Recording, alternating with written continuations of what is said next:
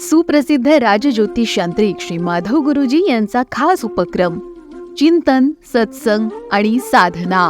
ओम मंगलम भगवान विष्णु मंगलम गरुडध्वज मंगलम पुंडलिकाक्षाय मंगलाय तनुहरि तमेव लग्नं सचिनंद देव ताराबलं चंद्रबलं च देय विद्याबलं दैवबलं च देय लक्ष्मीपते ते ध्रुवं स्मरामि. श्री सच्चिदानंद सद्गुरू श्री साईनाथ महाराज की जय. आजच्या आपल्या सत्संगामध्ये मुद्गल ऋषी आणि बाप्पा हे दोघंजण काहीतरी विषयांवरती चर्चा करत आहेत. आणि ते चर्चा करत असताना आज मुद्गल ऋषी हे पूर्णपणे कुठेतरी शाशंकित झालेले आहेत आणि खूप उदास असे वाटत आहेत. त्यावेळेला बाप्पा मुद्गलांना विचारतोय, अरे मुद्गला, आज उदास काय आहेस? तुला कुठला ताप आलाय का? त्याच्यावरती मुद्गल ऋषी हसून म्हणतात, नाही बाप्पा, आता माझा ताप निघून गेला आहे, माझा विश्रांती निघून गेली आहे, माझ्यामध्ये विश्वास यायला लागला आहे, माझ्यामध्ये प्रेम यायला लागलं आहे आणि तुम्ही जे जे सगळं सांगता ना ते सगळं माझ्यामध्ये एकवटायला लागलं आहे. पण हे एकवटत असताना कुठेतरी माझ्या मनामध्ये आता भय निर्माण होतं आहे. मला कुठेतरी भीती वाटते आहे की खरंच मी या सगळ्या कला तुमच्याकडनं प्राप्त करून घेतो आहे आणि त्या कला प्राप्त मला होतील ना, त्या अंगीभूत मला करता येतील ना. आणि मी हे शिवधनुष्य उचलायचं ठरवलं आहे की जे मी मला पूर्णपणे पुढच्या पिढींना, पुढच्या लोकांना द्यायचं आहे, जगाच्या उद्धाराकरता द्यायचं आहे, जनमानसाच्या कल्याणाकरता द्यायचं आहे. आणि यांचं सगळ्यांचं कल्याण करायला मी पात्र आहे का देवा? खरोखरी माझ्याकडे तेवढं सामर्थ्य आहे का? माझ्याकडे तेवढी बुद्धी आहे का? ह्या गोष्टी कुठेतरी माझ्या मनामध्ये सारख्या डोकावत आहेत आणि त्याच्यामुळे मी खूप भयभीत झालेलो आहे. त्यावेळेला बाप्पा म्हणला की अरे मुद्गल, असं भयभीत होऊन कसं चालेल? ज्यावेळेला तू माझ्याकडे अनन्य भक्तीने आलेला आहेस त्यावेळेला या सगळ्या गोष्टीचा तुला विचार करायची गरज नाही. ज्यावेळेला तुझ्याकडे अनन्य भाव आहे ना, आणि हा तुझ्याकडे मी पूर्णपणे बघितला आहे, मी खात्री करून घेतली की हा नुसतं तू अभिनय तर करत नाही ना, त्या खरोखरी तुझ्यामध्ये भाव एकवटलेला आहे. आणि त्या अनन्य भावाने ज्यावेळेला तू माझ्याजवळ आहेस ना, त्याच वेळेला मी या सगळ्या तुला शिकवतोय. आणि हा प्रत्येकजण ते अंगीभूत करेल, प्रत्येकाला ते अंगीभूत होतील सुद्धा, पण त्याच वेळेला अंगीभूत होतील की तू किती छान सांगितल्यास, किती छान समजावून सांगितल्यास, तरीसुद्धा प्रत्येकाला अंगीभूत करण्याकरता अनन्य भावाने त्यांनी त्या मान्य करायला पाहिजेत. नुसते विश्वासाने नाही, नुसतं स्वतःमध्ये प्रेम एकवटून नाही, नुसतं स्वतःचा ताप कमी करून नाही, नुसतं विश्रांती घेऊन नाही, तर ते सगळं करताना अनन्य भाव असायला पाहिजे. मग अनन्य भाव म्हणजे बाप्पा कसा असायला पाहिजे? त्यावेळेला बाप्पा म्हणला, अनन्य भाव म्हणजे आपल्या प्रियतम वस्तूशिवाय दुसऱ्या प्रत्येक गोष्टीचा त्याग करणं, म्हणजे फक्त ते म्हणजे तेच. म्हणले, बाप्पा मला कळलं नाही, मला सांगा. अरे म्हणले की बघ, जसा चातक पक्षी फक्त पावसाळ्यातच पाणी पितो, ज्यावेळेला पाऊस पडतो त्यावेळेला पावसाचा त्या थेंबाने तो पाणी पितो, एरवी तो कधीही पाणी पित नाही.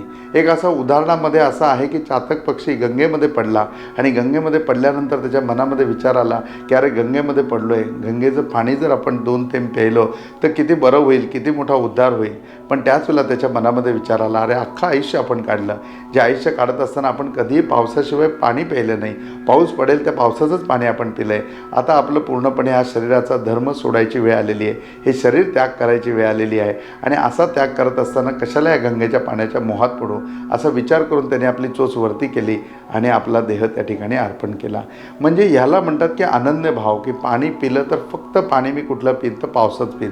दुसरं तुला माहिती आहे का की हा चातक पक्षी तुला माहिती असेल, मुद्गलांनी सुद्धा सांगितलं की हो मला चातक पक्षी माहिती आहे. मग मुद्गलाला प्रश्न बाप्पा विचारतो की तुला दुसरा पक्षी असाच एक यायचा आहे, तुला तो माहिती आहे का? तर म्हणलं की बाप्पा दुसरा पक्षी असाच म्हणजे मला कळलं नाही, कुठला पक्षी तुम्ही म्हणताय म्हणून. त्यावेळेला बाप्पा त्याला म्हणतात की तुला दुसरा पक्षी म्हणजे आता मी समजावून सांगतो, तो दुसरा पक्षी तू ऐक, जो चातकासारखा आहे आणि त्याचं नाव आहे चकोर. तुला चकोर पक्षाबद्दल माहिती आहे का? त्यावेळेला ते म्हणतात की हो चकोर पक्ष मला माहिती आहे म्हणून, पण तुम्ही काय सांगणार आहात ते मला माहिती नाही.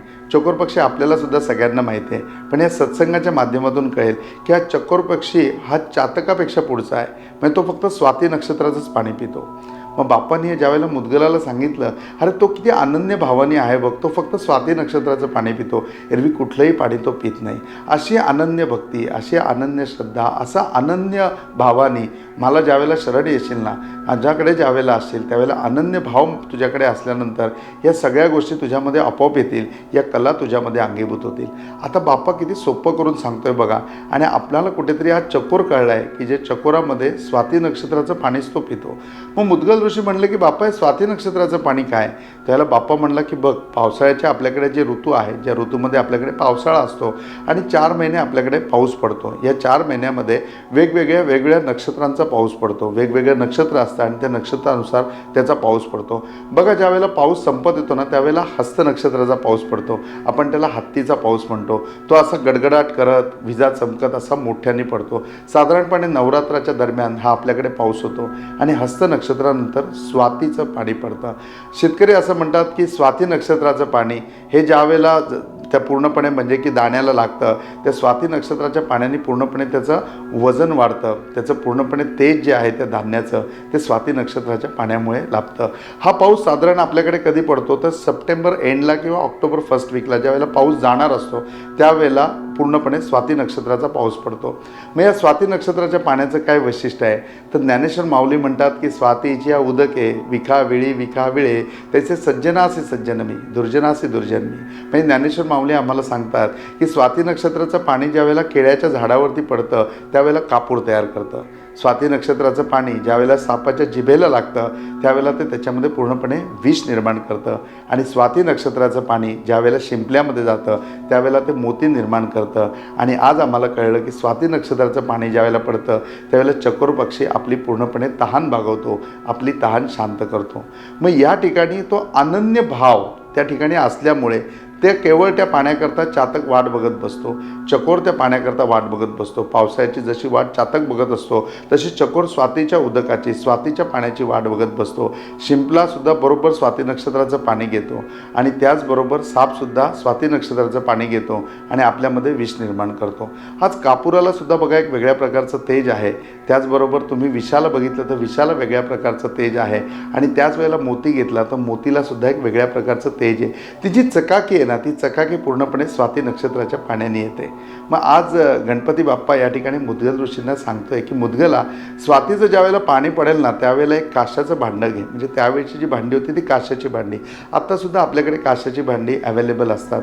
तर काशाचं भांडं पूर्णपणे म्हणजे की तुमच्या टेरेसवरती किंवा तुमच्या पत्र्यावरती तुम्ही ठेवू शकता की स्वाती नक्षत्राचं म्हणजे स्वातीचा पडणारा पाऊस त्याचं थेंब न थेंब ते पाणी डायरेक्टली त्याच्यामध्ये जमा व्हायला पाहिजे. आणि ते पाणी जर तुमच्याकडे असेल तर ते स्वाती नक्षत्राचं पाणी. असं म्हणतात की त्याच्याने चेहरा धुतला तर चेहऱ्यावरती एक वेगळ्या प्रकारची तेजी येते.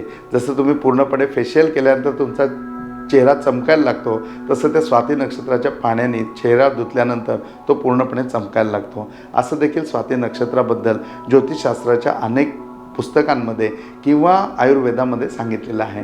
तर अशा प्रकारचं स्वाती नक्षत्राचं ज्ञान अनन्य या भक्तीने या ठिकाणी पूर्णपणे प्राप्त करून घेताना मुद्गल ऋषींना आनंद झाला आहे. आणि मुद्गल ऋषी आम्हाला कुठेतरी सांगतायत की आपण त्या चकोर पक्षाप्रमाणे, आपण त्या चातकाप्रमाणे अनन्य भक्ती आपल्यामध्ये ठेवायला पाहिजे, अनन्य भाव आपल्यामध्ये ठेवायला पाहिजे. आणि हा अनन्य भाव, ही अनन्य भक्ती ज्यावेळेला आमच्यामध्ये प्राप्त होईल त्यावेळेला बाप्पाच्या या कला, मग ती संमोहन असो, दुसऱ्याच्या मनातले विचार जाणणं असो, वाचासिद्धी असो, याच्या व्यतिरिक्त चातुर्य असो किंवा अभिनय असो, या कला आम्हाला पूर्णपणे अवगत होतील.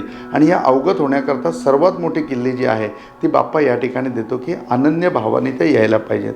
भगवान श्रीकृष्णसुद्धा म्हणतात की गीतेच्या अध्यायामध्ये म्हटलेलं आहे की अनन्यान चिंतयन्तो माम योजना परिउपासते तेषाम नित्यादि नित्यानाम योगक्षेमम महाम्यम. म्हणजे अनन्य भक्तीने जो मला आहे, अनन्य भावाने जो भक्त माझ्याकडे येतो तो मला सर्वात जास्त प्रिय आहे आणि त्याचा योगक्षेम चालवण्याची जबाबदारीसुद्धा माझी आहे, असं भगवान श्रीकृष्ण देखील सांगतात. मग हा नक्की अनन्य भाव कसा आहे ते करण्याकरता आपण सरळ आज उपमन्यूकडे जाऊया. उपमन्यू आज तपश्चर्याला बसलेला आहे आणि भगवान श्री शंकरांची तो तपश्चर्या करत आहे. कैलास रणा शिवचंद्रमौळी फणींद्र माता मुकटी जाळी कारुण्य सिंधू भवदुःखहारी तुझं वीण शंभो मज कोणतारी. शंभोचा अखंड जप चालला आहे, शंभूची अखंड स्तुती चाललेली आहे. आणि ती स्तुती चाललेली असताना, त्या भगवान शंकराची उपासना चाललेली असताना, ती आराधना चाललेली असताना भगवान शंकर खूप प्रसन्न आहेत, महादेव खूप प्रसन्न आहेत आणि प्रसन्न होऊन असं म्हणजे की आतुर झालेले आहेत भेटायला. आणि त्यावेळेला पार्वती त्यांना भेटते आणि पार्वती विचारते की का त्या उपमन्यूकडे बघून एवढे खुश होता, त्या उपमन्यूवरती काय एवढं प्रेम करता, त्या उपमन्यूला भेटायला जाण्याकरता काय एवढे उतावळे होता. त्यावेळेला तो म्हणला की तो अनन्य भक्तीने, अनन्य भावाने, माझी श्रद्धेने माझी पूर्णपणे भक्ती करतोय आणि अनन्य ही भक्ती आहे ना मला फार प्रिय आहे. त्याच्या वेळेला पार्वती म्हणते मग अनन्य भक्ती प्रिय आहे म्हणजे कशी ती मला पण सांगा, म्हणजे मी पण करीन. ते म्हणले तो भाव आहे, म्हणजे थांब मी तुला दाखवतो, तुला तर तसा कळणार नाही. नाही नाही, पहिले मला त्याची व्याख्या सांगा. पार्वती सांगते. त्याला भगवान शिवशंकर म्हणतात, अगं अनन्य म्हणजे आपली प्रियतम वस्तू, म्हणजे की जे आपल्याला खूप प्रिय आहे त्याच्या व्यतिरिक्त कुठल्याही गोष्टीचा आश्रय न घेणे, फक्त ते आणि ती. जसा हा उपमन्यू, त्याला फक्त महादेवाची खास आहे. तुला गंमत बघायची? त्याला पार्वती म्हणते, हां मला गंमत बघायची.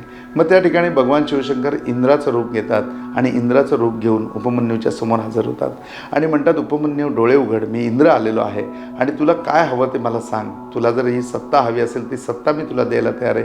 तुला जे पाहिजे ते मी सगळं द्यायला तयार आहे.